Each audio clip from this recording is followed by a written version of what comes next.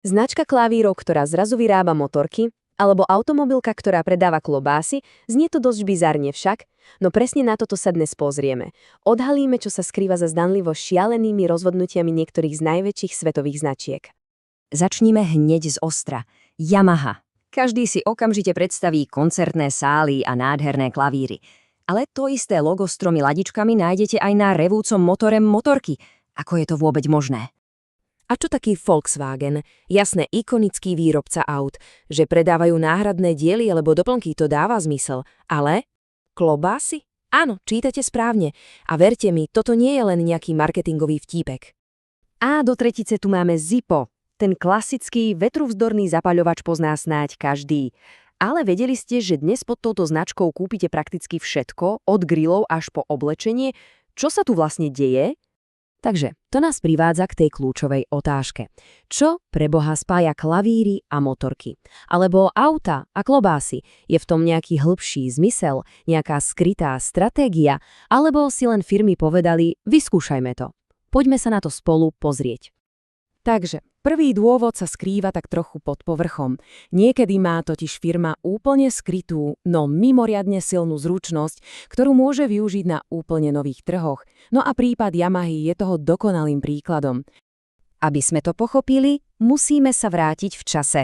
História Yamahy sa začala písať koncom 19. storočia. Torakusu Yamaha postavil svoj prvý jazyčkový orgán a v podstate tak položil základy spoločnosti, ktorá sa stala absolútnou špičkou vo výrobe klavírov v Japonsku. A práve tu je ten háčik. Skúste si predstaviť, aká obrovská sila musí pôsobiť na rám klavíra. Bavíme sa tu o tlaku až 20 tón. To si vyžaduje absolútne majstrovstvo v odlievaní kovov, proste špičkovú metalurgiu. No a potom prišla druhá svetová vojna. Japonsko zrazu zúfalo potrebovalo lacnú dopravu. A vtedy si vtedajší šéf Yamahy, Genichi Kawakami, uvedomil. Počkajte, veď my túto expertízu už máme. A tak začali svoje znalosti z výroby klavírnych rámov aplikovať áno, presne tak, na bloky motorov. Je to geniálne však? Dokonca aj ich logo, tie 3 prekrížené ladičky, symbolizuje 3 piliere firmy, ktoré platia pre oba svety. Technológiu, výrobu a predaj. Kľúčovým bodom tu teda nie je samotný produkt, ale ten proces za ním.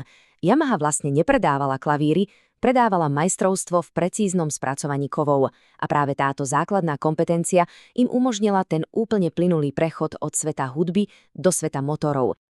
Dobre, poďme na druhý dôvod. Ten je o niečom úplne inom. Niekedy totiž značka nepredáva konkrétnu vec, ale skôr určitý postoj, étos alebo dokonca životný štýl. A najlepším príkladom je asi skupina Virgin. Virgin v skutočnosti nepredáva hudbu, lety ani finančné služby. Virgin predáva postoj. Celá ich identita je postavená na hodnotách, ako sú inovácie, zábava a taký ten boj za zákazníka proti veľkým, zabehnutým korporáciám. A presne tento postoj sa dá aplikovať na takmer akýkoľvek priemysel. Od predaja platní cez lety ponad Atlantik až po komerčné lety do vesmíru. Značka je tu akousi platformou, ktorá im umožňuje vstúpiť na trhy, kde cítia, že môžu robiť veci jednoducho lepšie a zábavnejšie. Tento citát od Richarda Bransona to vystihuje úplne dokonale. Nejde o to držať sa zubami nechtami jedného produktu, ale o neustále hľadanie nových príležitostí, kde môže značka priniesť svoju jedinečnú hodnotu. Tretí dôvod, prečo firmy diverzifikujú, je často ten najdôležitejší zo všetkých. Je to jednoducho prežitie.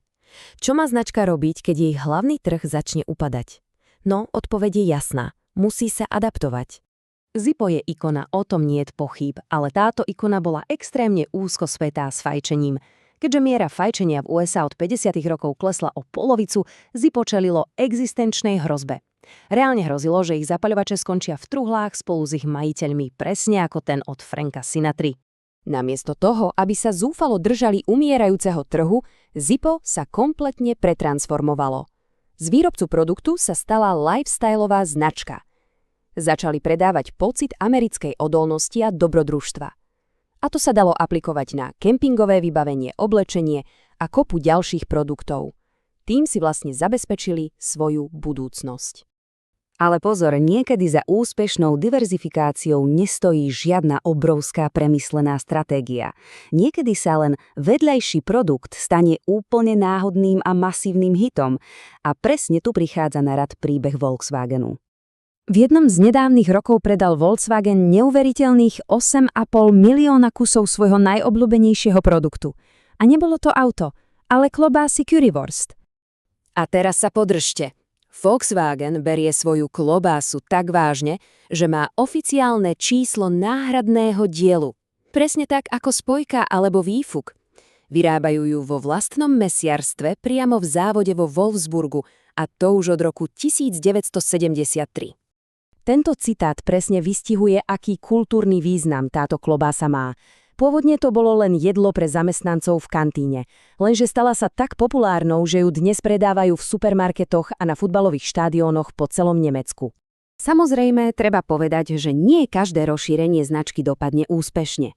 Niekedy sa to jednoducho nepodarí. A keď sa to nepodarí, môže to byť skutočne veľkolepý neúspech. To najdôležitejšie je, aby nové produkty boli v súlade s tým, ako ľudia značku vnímajú. Keď Colgate, značka spojená s čistými zubami, uviedla na trh mrazené večere, spotrebitelia boli pochopiteľne zmetení. Podobne dopadol jogurt od Cosmopolitánu alebo, a to je môj favorit, vodná podprsenka od Evianu. Sľub značky sa skrátka nezhodoval s produktom. Takže čo si z toho celého odniesť? Značka je oveľa viac ako len to, co vyrába. Je to sľub, postoj alebo dokonca skrytá zručnosť. Úspešná diverzifikácia nastáva vtedy, keď nový produkt tento sľub ešte posilní a nie vtedy, keď ho úplne spochybní. A na záver jedna malá myšlienková hra. Keď sa najbližšie pozriete na svoju obľúbenú značku, skúste sa zamyslieť, čo v skutočnosti predávajú a aký zvláštny, no zároveň možno logický produkt by mohli uviesť na trh ako ďalší. Odpoveď môže byť naozaj prekvapivá.